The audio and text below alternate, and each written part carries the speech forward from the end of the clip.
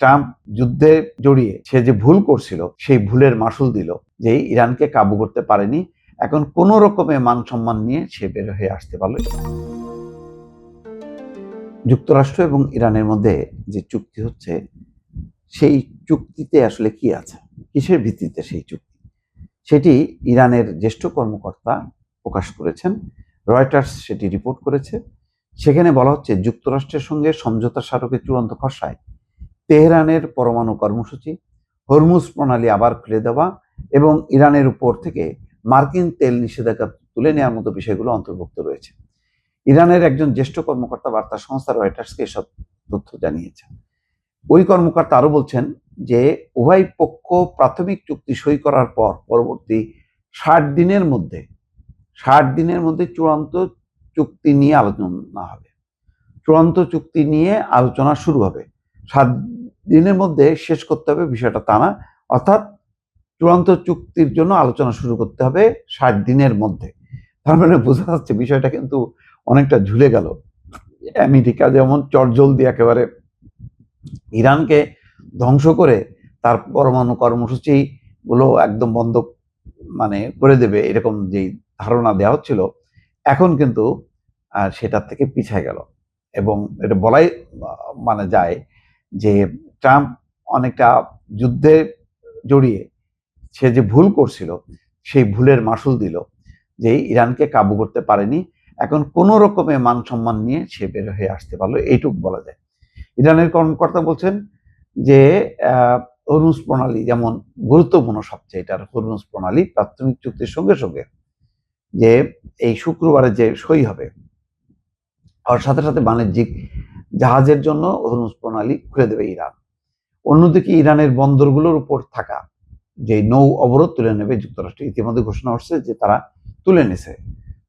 সমঝোতা স্মারক সই হওয়ার পরপরই মার্কিন অবরোধ প্রত্যাহারের প্রক্রিয়া শুরু হবে এবং 30 দিনের মধ্যে তা সম্পন্ন হবে, যেটা অলরেডি হচ্ছে। গুরুত্বপূর্ণ আর একটা হচ্ছে যে একটি চূড়ান্ত চুক্তিতে পৌঁছানোর আগ পর্যন্ত ইরানের উপর নতুন কোনো নিষেধাজ্ঞা আরোপ না করতে রাজি হয়েছে যুক্তরাষ্ট্র। আর কোনো নিষেধাজ্ঞা দিতে পারবে না যুক্তরাষ্ট্র। চূড়ান্ত চুক্তির পর একটা নির্দিষ্ট সময়ের মধ্যে ইরানের উপর থাকা মার্কিন এবং জাতিসংঘের সব ধরনের নিষেধাজ্ঞা প্রত্যাহার করা হবে। অর্থাৎ একেবারে যে বলা যায় যে একদম পৃথিবী থেকে বিচ্ছিন্ন করে ফেলছিল ইরানকে, সেই ধরনের নিষেধাজ্ঞা দিয়ে, কালাকানুন দিয়ে সেগুলো প্রত্যাহার করবে আমেরিকা এবং জাতিসংঘ বোধ। একটি নির্দিষ্ট মেয়াদের জন্য ইরানের তেল খাতের উপর নিষেধাজ্ঞা তুলে নেবে যুক্তরাষ্ট্র ইরানের তেল খাতের উপরও যে নিষেধাজ্ঞা দিয়ে রাখছিল সেটা তুলে নেবে। এর ফলে তেহরান তেল বিক্রি এবং রাজস্ব সংগ্রহ করতে পারবে। যে কোনো দেশের কাছে সে তেল বিক্রি করতে পারবে এবং টাকা ইনকাম করতে পারবে। বিদেশি ব্যাংকে ইরানের জব্দ থাকা 25 বিলিয়ন মার্কিন ডলার, 2500 কোটি টাকা ডলার মুক্ত করতে রাজি হয়েছে যুক্তরাষ্ট্র। সরাসরি নগদ অর্থ স্থানান্তর, আঞ্চলিক দেশগুলোর সহযোগিতা এবং নির্দিষ্ট পরিমাণ তহবিলের মাধ্যমে এই অর্থ ছাড় করা হবে। ইতিমধ্যে দেখেছেন যে সংযুক্ত আরব আমিরাত কিন্তু তার দেশে থাকা প্রায় 20 বিলিয়ন সম্ভবত, তার মধ্যে 10 বিলিয়ন প্রাথমিকভাবে দেবে। ইতিমধ্যে 3 বিলিয়ন তারা দিয়ে দিয়েছে এবং শর্ত হলো এই যে ইরান সংযুক্ত আরব আমিরাতে আর হামলা চালাবে না। ওয়াশিংটন তার আঞ্চলিক মিত্রদের সঙ্গে সমন্বয় করে ইরানের একটি পুনর্গঠন এবং উন্নয়ন পরিকল্পনা তৈরি করবে। এটা ভালো যে ইরানের তো ভয়ঙ্কর ক্ষয়ক্ষতি হয়েছে, বলা হচ্ছে যে প্রায় 13,000 তার অবকাঠামো ক্ষতিগ্রস্ত হয়েছে। তো সেগুলি রিবিল্ড করতে হবে। এখন এই টাকাটা কে দেবে, কিভাবে দেবে, এটা এখনো পরিষ্কার না। যা আগামী 60 দিনের মধ্যে তেহরানের সঙ্গে আলোচনা এবং সমঝোতার মাধ্যমে চূড়ান্ত হবে। আচ্ছা, এবার গুরুত্বপূর্ণ হচ্ছে পারমাণবিক কর্মসূচি। এটার কি হবে? তেহরান রাজি হয়েছে তারা কোনো পারমাণবিক অস্ত্র তৈরি বা অর্জন করবে না। তারা আগেই বলেছিল যে তারা পারমাণবিক অস্ত্র তৈরি করবে না, কিন্তু এটাই যুক্তরাষ্ট্র এবং ইসরায়েল বিশ্বাস করেনি। চূড়ান্ত চুক্তি হওয়ার আগ পর্যন্ত ইরান তার পরমাণু কর্মসূচির বর্তমান অবস্থা বজায় রাখবে, নতুন করে ইউরেনিয়াম সমৃদ্ধকরণ বা পরমাণু স্থাপনার সম্প্রসারণ থেকে বিরত থাকবে। অর্থাৎ চূড়ান্ত চুক্তির আগ পর্যন্ত এখন যে অবস্থা আছে সেই অবস্থায় বন্ধ থাকবে।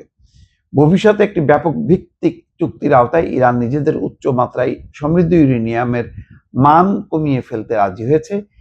এটা ইরানের ভূখণ্ডে করা হবে, এই বিষয়ে যুক্তরাষ্ট্র সম্মত হয়েছে। দেখছেন, সব ইউরেনিয়াম নিয়ে আসবে যুক্তরাষ্ট্রে, তারপর যুক্তরাষ্ট্র ধ্বংস করবে, না, সেটা কিন্তু আপোষ করেনি ইরান শেষ পর্যন্ত। প্রস্তাবিত সমঝোতা স্মারক স্বাক্ষরের 60 দিনের মধ্যে ইরানের পারমাণবিক কর্মসূচি, ইউরেনিয়াম সমৃদ্ধকরণ কার্যক্রম এবং উচ্চ মাত্রায় সমৃদ্ধ ইউরেনিয়ামের মজুদ ব্যবস্থাপনার কৌশল নিয়ে আলোচনা করা হবে এবং চূড়ান্ত চুক্তিতে তা অন্তর্ভুক্ত করা হবে। দেখেন, এই যে 28শে ফেব্রুয়ারি যে হামলা চালালো, তার আগ পর্যন্ত কিন্তু এই পারমাণবিক কর্মসূচি নিয়েই কিন্তু আলোচনা চলছিল। হঠাৎ করে মানে কেন নেতানিয়াহুর ট্রাপে পা দিল মানে ডোনাল্ড ট্রাম্প এবং যুদ্ধ শুরু করলো, এটা এখনো বোঝা যাচ্ছে না। তো যাই হোক, আবার কিন্তু সেই জায়গায় ফিরে আসতেছে। মাঝখানে কি হলো? বিশ্বের ক্ষতি হলো, অর্থনৈতিক ক্ষতি হলো, মুদ্রাস্ফীতি বেড়ে গেল, তেলের দাম বেড়ে গেল, মানে বহু প্রাণ চলে গেল। কিন্তু ওই আগের ইরান কিন্তু তার আগের জায়গায় নিয়ে আসে, আলোচনা করো, আসো আলোচনা করি, তারপরে ব্যবস্থা হবে, সেই জায়গায় চলে যাচ্ছে শেষ পর্যন্ত।